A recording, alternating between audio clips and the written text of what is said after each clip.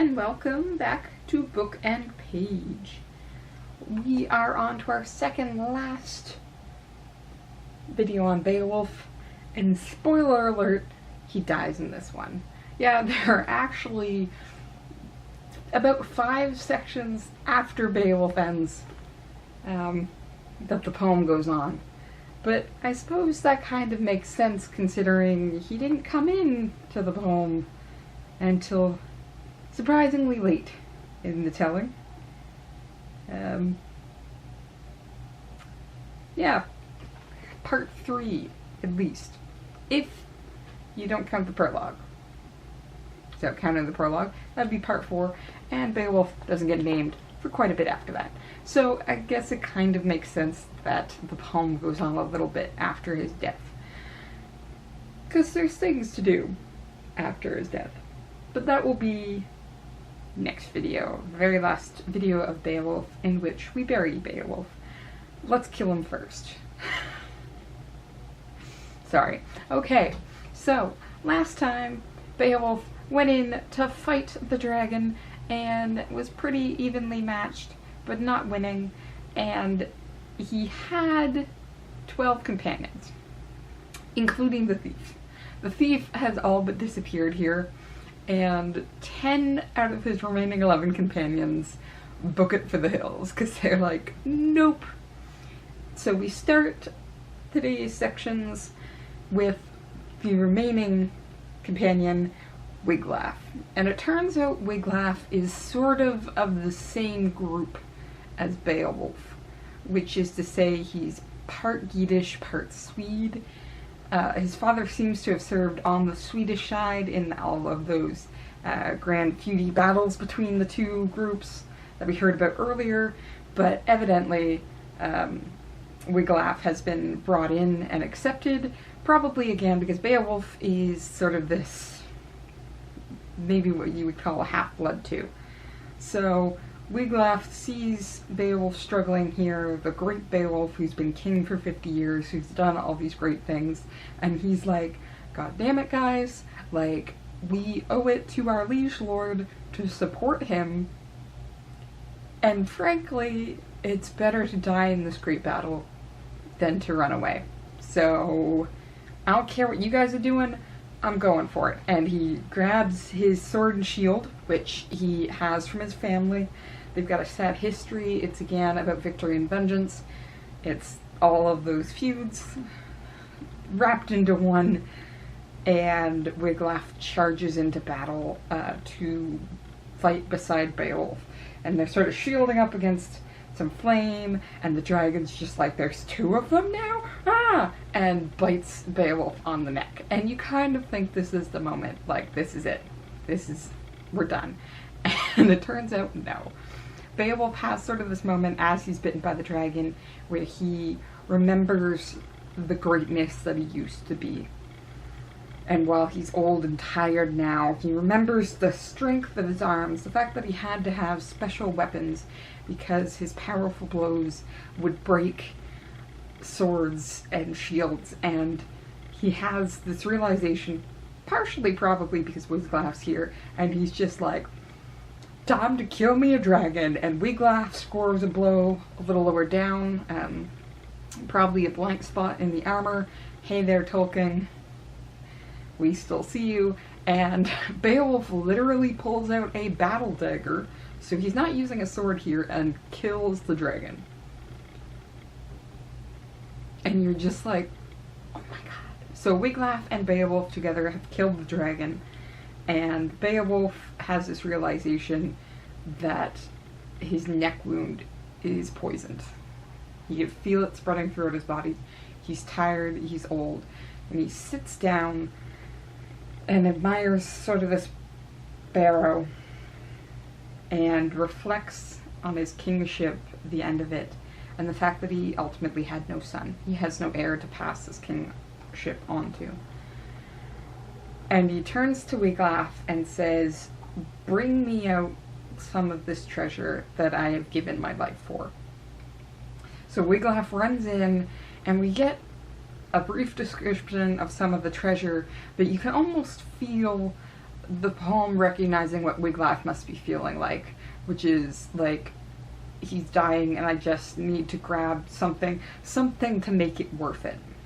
And Wiglaf grabs an armful of treasure and books it back out to Beowulf and sets it down, and Beowulf says, at least now it can help my people.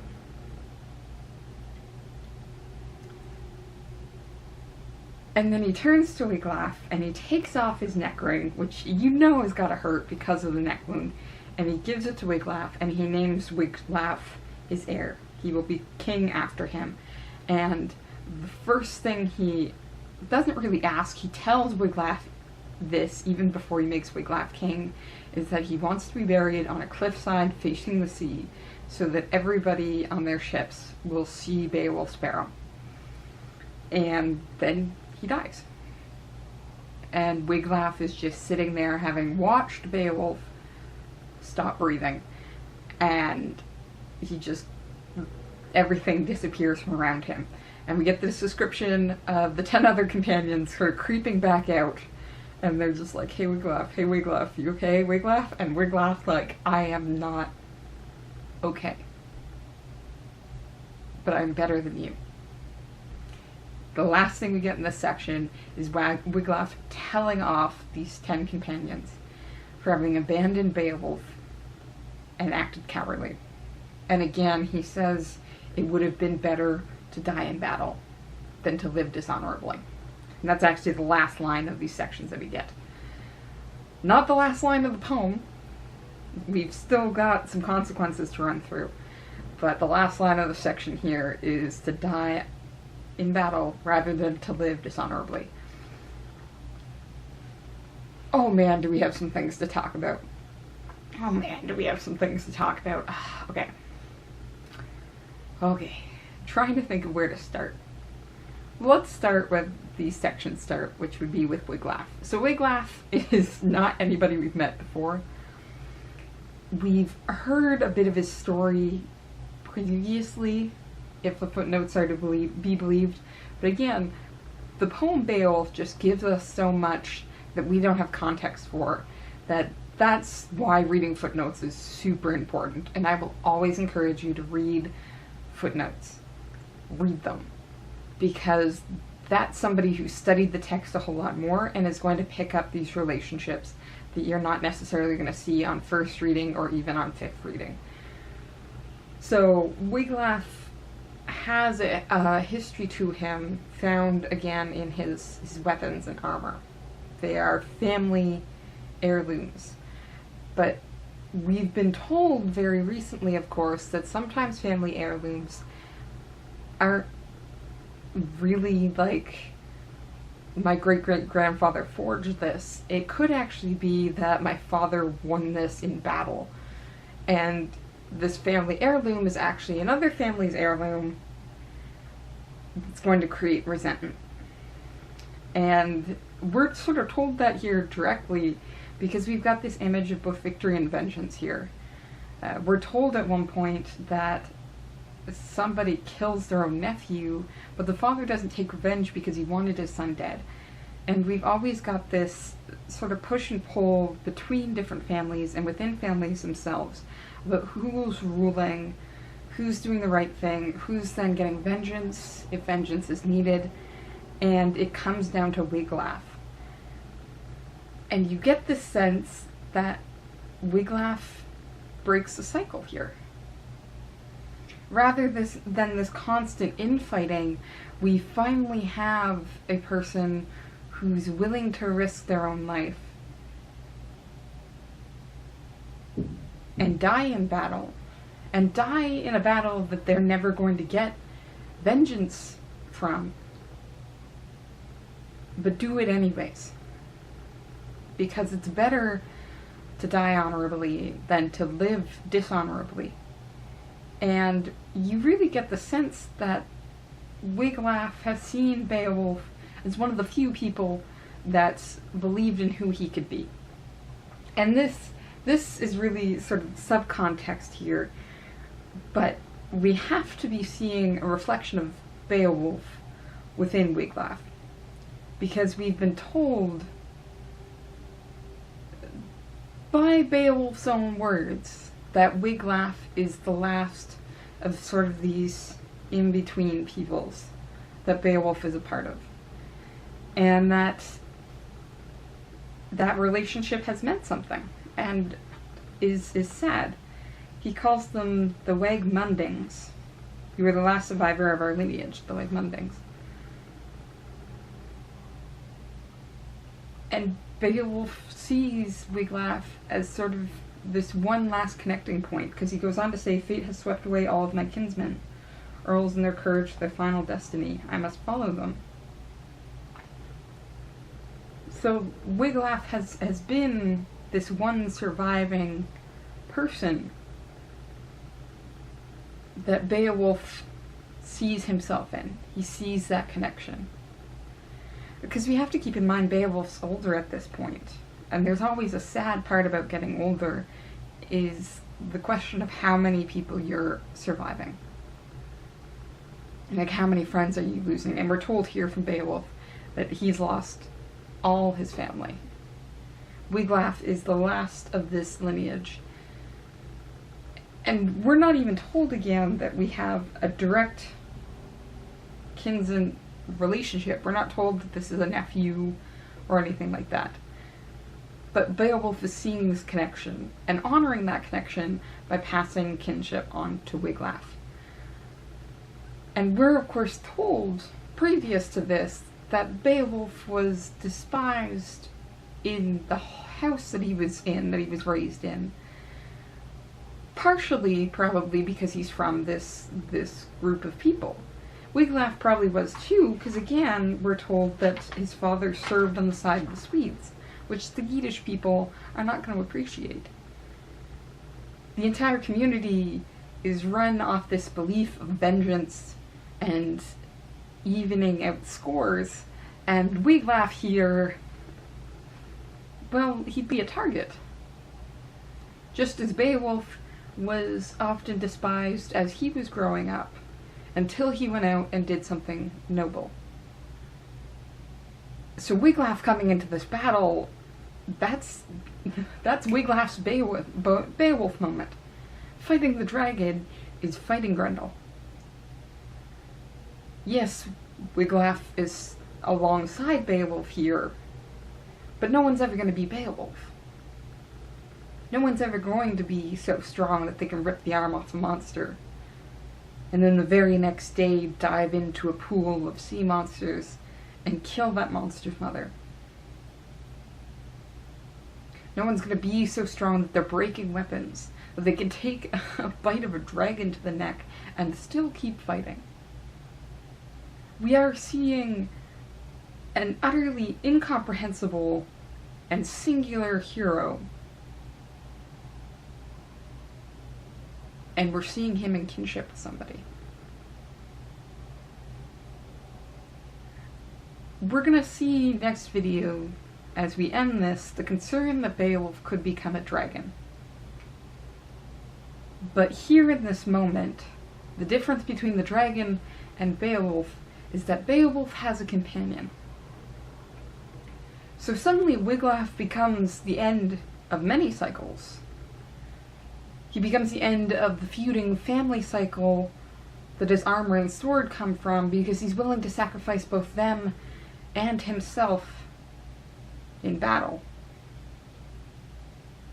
He becomes the end of this lineage of outsiders. And just like Beowulf will serve as king. And he becomes the end of the hero becoming the monster, because he saw companionship with that possible monster, and served alongside him and honored him as best he could. And somehow in this moment, in a poem called Beowulf, Wiglaf is the point of no return. If Wiglaf had not appeared in this moment, we don't know how this story would have gone. But Wiglaf is the pivot point that means Beowulf will die here.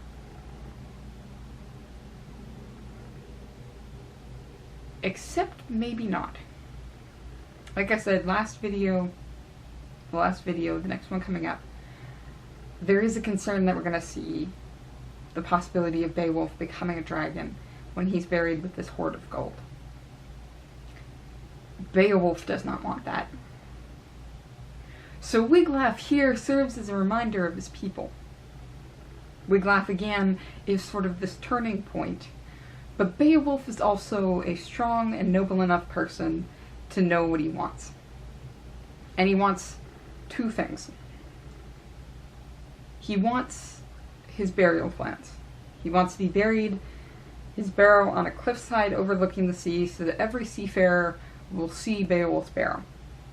And this sort of has a double meaning, because one, it should be a warning to any invading seafarers. You stop here. If you have ever heard of me, if you ever respected me or feared me, you stop here. You do not hurt my people. But it also serves as a reminder for his own people as they go out to sea that you can do great things and you can come back. Beowulf, in this moment, remains a protector and a giver of hope for his community, even after his death. And he wants to be that visual moment of hope. But Beowulf also wants to take care of his people.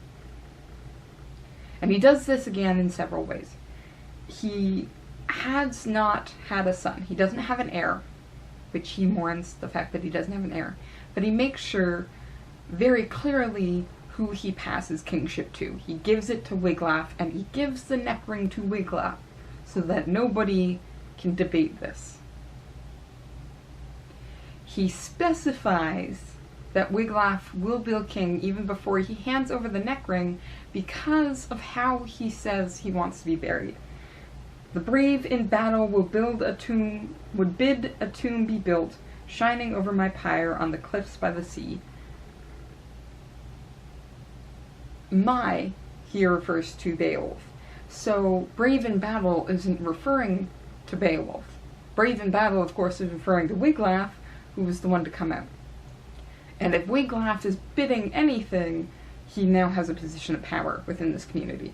So Beowulf has already seen how Wiglaf is going to be given control by himself and keep control, and tells Wiglaf here, this is what you need to do, next steps. Because of course honoring previous ruler, especially if they're well loved, very important for the new ruler coming in. But the other thing Beowulf seems to be gesturing to is the fact that all of this hard-won gold is now going to sustain his people. And I say seems here because there's actually a question in translation. I will read the section out, and then I'm going to read again the footnote that came with this particular translation. This is why these are important, and why different translations are going to actually have subtler meanings. For all these treasures I offer thanks with these words to the eternal Lord, King of Glory, for what I gaze upon here, that I was able to acquire such wealth for my people before my death day. Now that I have sold my old lifespan for this hoard of treasures, they will attend to the needs of the people. I can stay no longer. So, one, he says very directly, he's acquired the wealth for his people. But he then says, this hoard of treasure, they will attend to the needs of the people. Now, this does have a footnote, and it says, usually translated, you, speaking to Wiglaf, will attend the needs of the people. However, the Old English verb may be indicative or imperative, but it is ambiguously plural, and the imperative plural is not used elsewhere in the poem to address a single person, which is to say that Beowulf would either have to be referring to Wiglaf as they, which is not done anywhere else in the poem, or he would have to be referring they to the treasure. And if they is referring to the treasure and repeating what he has just said about having won this for his people, which he said earlier as well, that he's risked his life for this gold, then the gold should go to the people to sustain them. Not back into a barrow for Beowulf. Which is exactly the problem we're going to run into soon.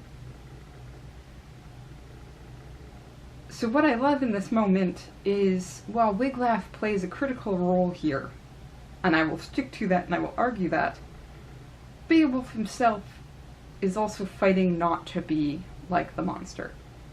He's trying not to be the dragon that hoards everything.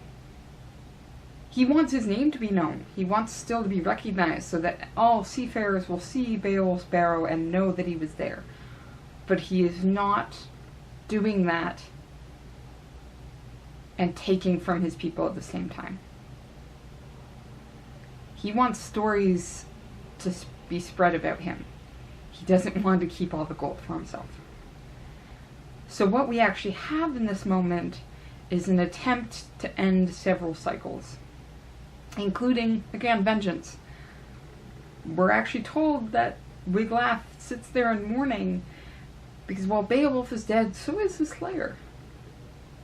What do you do when you've been taught nothing but vengeance and you can't avenge this death? You have to do something greater. You have to take care of your people, become a king. But what happens if Wiglaf becomes not a reflection of Beowulf here, but of the last survivor? The one who hoarded all the gold away in the barrow in the first place. And the one who maybe became the dragon himself. We're going to figure out exactly which way Wiglaf's going to go, or at least the hints of which way he might go, since the story is going to end next video. But we've still got 4 more sections. So I'm going to get reading, and I hope you do too. See you next time.